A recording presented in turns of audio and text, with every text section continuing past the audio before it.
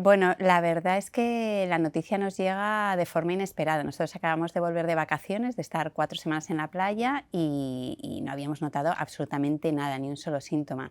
Fue llegar, de repente se despertó, no podía hablar y entonces fuimos al hospital y después de 2 o 3 días pues encontramos que tenía 2 tumores, ¿no? Y que había que operarle. Entonces, es verdad que el cáncer es algo que sí que habíamos hablado, que cada vez había más gente que teníamos alrededor que tenían cáncer, pero no sé, pensamos que iba a ser yo, ¿no? Por antecedentes familiares y tal. Entonces, aunque lo esperábamos, pues sí que es verdad que nos sorprendió, ¿no? Juan tenía la capacidad de, ante situaciones de estrés, pues mantener la calma, no maximizar esa intensidad. Y luego, por otro lado, yo tenía como esa experiencia de mi padre de que había tenido cáncer y que había salido bien. Entonces, aunque era cáncer y aunque había mucha incertidumbre, pues bueno, lo tomamos con bastante serenidad. Él le gustaba decir una frase que resumía bastante bien, dice: somos positivos pero realistas. Prepararse para algo así es difícil. Yo creo que en la vida nos preparamos para muchas cosas, ¿no? Para hacer una carrera, haces tu carrera, tus estudios universitarios, luego un máster, luego cursos, pero sin embargo para temas emocionales no tenemos ninguna formación y dedicamos poquísimo tiempo. Entonces, solamente cuando te pasan cosas así, te ves en la necesidad de enfrentarlo y adaptarte. Sí que es verdad que en la vida me he dado cuenta que de alguna forma nos prepara y nos va dando como pequeñas pérdidas. Entonces, desde que somos pequeños, pues sufrimos como pequeñas pérdidas, pues a veces por el cambio de colegio, cambio de casa, un amigo se va, una mascota fallece, un abuelito. De alguna forma estamos en contacto y cómo vivas y transites todo eso, sí que es verdad que te va a ayudar y te va a preparar luego a ese camino que yo tuve un año, pero que hay gente que son semanas. A ver, el miedo es algo que paraliza. El miedo es muy difícil de gestionar. El miedo surge ante algo que crees que puede pasar y que puede ser real o no. Entonces, ¿cómo transitar el miedo? Para mí lo importante es primero analizar y saber a qué tienes miedo. Hay muchas veces que simplemente colapsas o te quedas paralizado y no sabes por qué. Entonces, primero hay que buscar cuál es ese miedo, ¿no? Yo, por ejemplo, mi primer miedo, el que yo primero sentí, es que Juan fuera a fallecer. Y cada vez que se me ponía eso delante, pues me derrumbaba, ¿no? Hay que entender el cuerpo, hay que entender qué es lo que te pasa, en qué momento y cómo lo estás viviendo, y luego ver si eso es racional o no. El 90% de los miedos que tenemos y preocupaciones nunca pasan. Entonces hay que entender si eso es un miedo real, ¿no? Una vez que lo entiendes, y en nuestro caso, por ejemplo, entendí, viendo la enfermedad, cuáles eran los tratamientos, cuál era la situación que tenía Juan, que el miedo a que muriera era real, y cuando llegó el momento en que efectivamente ya no había solución, ya pasa de miedo a ser un hecho. Ese miedo ya desaparece. Pero pueden surgir otros. Yo, por ejemplo, pues me seguía pasando que seguía llorando y volví a analizar y digo, ¿qué es lo que está pasando? Bueno, pues mi gran miedo de fondo era quedarme sola y vivir mi vida sin Juan. El papel del médico es fundamental y es complejo. El médico tiene muchísima información, tiene muchos casos y tú eres uno más en el que no tiene la certeza 100% de lo que va a ocurrir.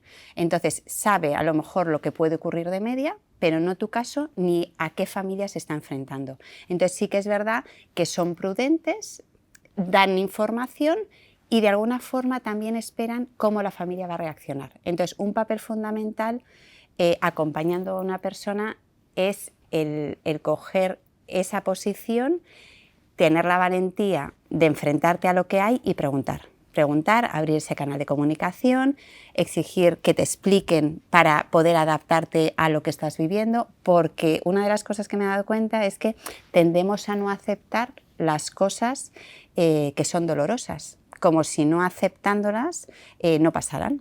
Pero pasan, y según lo que estés viviendo, si es el caso de una enfermedad que no tiene cura, el hecho de no aceptarlo solo va a incrementar ese sufrimiento, porque lo que va a pasar igualmente, ¿no? Entonces los médicos se encuentran muchas veces con resistencia o no querer el aceptar lo que está pasando. Los niños, cuando Juan tiene el primer episodio, que es el ataque de epilepsia, los niños estaban en casa. El 17 de agosto estábamos en casa y de repente no puede hablar. Está todo Madrid de vacaciones, no teníamos vecinos donde dejar, entonces todos juntos nos vamos al hospital. Entonces ellos ya saben que algo está pasando. Nos fuimos con todos los juegos. Es verdad que en casa nosotros vivimos los 6 juntos, no hay nadie más de nuestras familias en Madrid. Y entonces, bueno, pues ellos tienen la naturalidad que cuando pasa algo, vamos todos. Le encuentran que tienen 2 tumores, que hay que operar, y hasta ese momento, como lo hablamos con naturalidad, aunque teníamos nuestros miedos, pues ellos lo integran con mucha naturalidad. De hecho, hay compañeros que nos dicen meses después que no sabían que su padre estaba enfermo. O sea, ellos ni comparten esa información, ni expresan que tengan miedo, ni preocupación cuando su padre va al hospital, nada. Piensan, bueno, pues es una enfermedad, igual que los médicos lo curan todo, pues también van a curar a papá. Sí que es verdad que eso no fue así, que poco a poco iba empeorando, que su carácter, por el tipo de tumor que tenía, también se veía afectado, tanto por el tratamiento como por la medicación. Y sí que es verdad que empezaron a vincular que cuando él estaba mal físicamente, la enfermedad iba mal, y cuando él estaba bien, la enfermedad iba mejor. Entonces, bueno, fue complejo. Yo creo que en ningún momento, sí que empezaban a sentir miedos y dudas. Intenté ser transparente porque lo que sí que gobernaba en mi vida era que nunca jamás mis hijos me dijeran que yo les había ocultado algo, que no les había compartido. Entonces, le explicábamos todo progresivamente conforme iba pasando, y eso sí que es verdad que nos ayudó a que cuando hubo que decirle el final ya era solo un poquito más. Yo creo que la vida te lo dice. Creo que en la enfermedad hay que intentar buscar todas las opciones posibles, por remotas que sean. En el caso de Juan, pues al principio confiamos que el tratamiento que había, el protocolo establecido, era el que iba a curarle.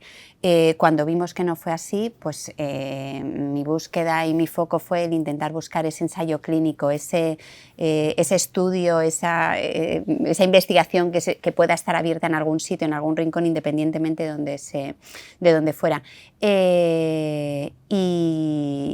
Y cuando en medio de toda esa búsqueda la enfermedad sigue evolucionando y de repente nos damos cuenta que ya no hay nada que hacer, que no se puede tratar médicamente, que no hay forma de abordar lo que tiene Juan en la cabeza, es verdad que médicamente ya no puedes hacer nada, pero sin embargo todavía queda un camino emocional y espiritual que tienes que trabajar, y tienes que trabajar en casa. Entonces, tirar la toalla, no, nunca tiras la toalla, no, pero tu foco cambia. Para mí la fe es fundamental. Vivimos de espaldas a toda la parte espiritual. Yo digo que en general tenemos como una carencia de salud espiritual, y no hablo de ninguna religión en concreta, es la espiritualidad en sí mismo. Cada uno es libre de procesarla de la forma que considere. Nosotros somos cristianos y tenemos fe, pues, en Dios, y para mí fue un apoyo fundamental. Es necesario entender que la vida es un proceso en el que damos la bienvenida a la vida, pero tenemos que entender que la muerte existe y es algo que existe y que va a pasar, que no sabemos cuándo va a pasar. Si a Juan le dicen el 13 de agosto que va a hacer el 13 de agosto del año que viene, seguramente hubiera dicho que estaríamos en la playa, ¿no? Y el 13 de agosto pues, fueron ya sus últimas horas en casa. Y eso nos puede pasar a cada uno de nosotros. Y si somos conscientes, podemos preparar qué es lo que queremos hacer, qué prioridades queremos dar en la vida. Ahora mismo todas nuestras prioridades, o la gran mayoría, son materiales. Es el trabajo, es una hipoteca, son el pago de los niños, el material escolar, la ropa, la alimentación. Todo está basado en un gran componente material. Sin embargo, la parte espiritual, la parte más emocional, la dejamos de lado. Y cuando ocurre una enfermedad, si ahora mismo cualquier persona de repente le dicen que le quedan 6 meses de vida, todo eso desaparece de su vida. Y el foco es la parte personal, es la vida, es planificar qué vas a hacer, asegurarte que tus hijos transitan de la mejor forma posible, que dices a esa persona con la que te enfadaste, lo siento, a tu madre con la que le colgaste el teléfono, que le quieres. Y y si es así, si eso es lo importante, deberíamos de darle ese peso, ¿no?